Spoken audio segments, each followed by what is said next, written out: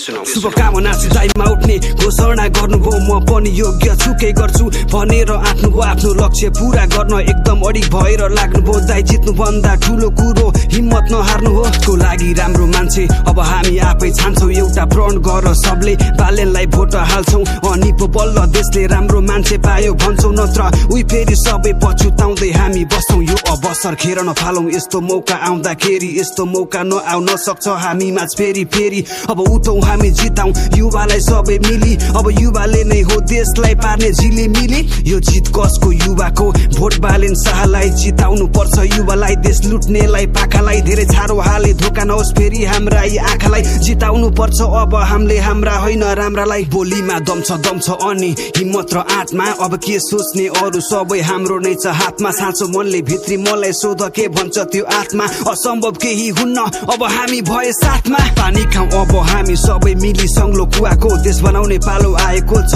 अब हामी युवाको। हेर्दै जाउँ के हुन्छ यो त भर्खर सुरुवात हो। अब आराम गरी घरमा बस्नुस् नेता हजुर बुवा हो। भन्न त नहुने हो तर पनि यो मनले मानेन। के गर्ने बुढा नेताहरूले देश चलाउन जानेन। देशप्रति छैन सच्चा मुटु कहिले अगाडि बढेन। अब देशले फेर्छ मुहार किनकि आउँदैछन् अब बालेन। देशप्रति छैन सच्चा मुटु कहिले अगाडि बढेन। अब देशले फेर्छ मुहार किनकि आउँदैछन् अब बालेन। आएको छ बेला सबै मिली देशको मुहार फेर्ने, नत्र यस्तै दुर्दशा देशको कहिलेसम्म हेर्ने। यस्ता नेताहरू के काम जनताको कुरा नटेर्ने। गफ मात्र दिन्छन् विकासको तर आफ्नै भाडो भर्ने। यस्ता नालायकहरूबाट हामीले के भविष्य देख्ने। बस्न सुहाउँदैन त्यो कुर्सीमा अब सबै मिली खेद्ने। अब देशको भविष्य हामी युवाले नै हो लेख्ने। लागेको छ धेरै दाग अब युवाले नै हो मेट्ने। हाम्रो देश नेपाल भन्छन् सतीले दिएको शराब हो, तर नालायक नेताहरूले गर्दा आज देश खराब हो। फेरि तिनै नेताहरूलाई बस्न दिनु झन अपराध हो। खोइ के नै गरी देखाए बरु झनै देश बर्बाद हो। यसलाई राम्रो गर्छु भन्नेले अब ठाउँ पाउनु पर्छ। भ्रष्टाचारी नेताहरूलाई सबै मिली हटाउनु पर्छ। अब गल्ली गल्लीबाट युवा जोस जगाउनु पर्छ।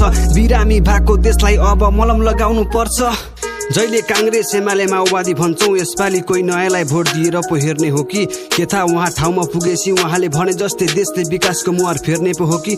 मौका नपाई त कसले कहाँ के नै गरी देखाउँछ र एकपल्ट छातीमा हात राखेर सोच्ने पो हो कि। पल्टाउनुहोस् विगतका पानाहरू, हेर्नुहोस् ठुला ठुला राजनीतिज्ञहरूको राजनीति। के थाहा यसचोटि तपाईँको मतको सही सदुपयोग हुने पो हो कि। धन्यवाद। मेरो दुई शब्द यहीँ टुङ्ग्याउन चाहन्छु र अन्तिममा फेरि पनि भन्न चाहन्छु, यो जित कसको? युवाको। भोट बालेन शाहलाई जिताउनु पर्छ। युवालाई देश लुट्नेलाई पाखालाई। धन्यवाद।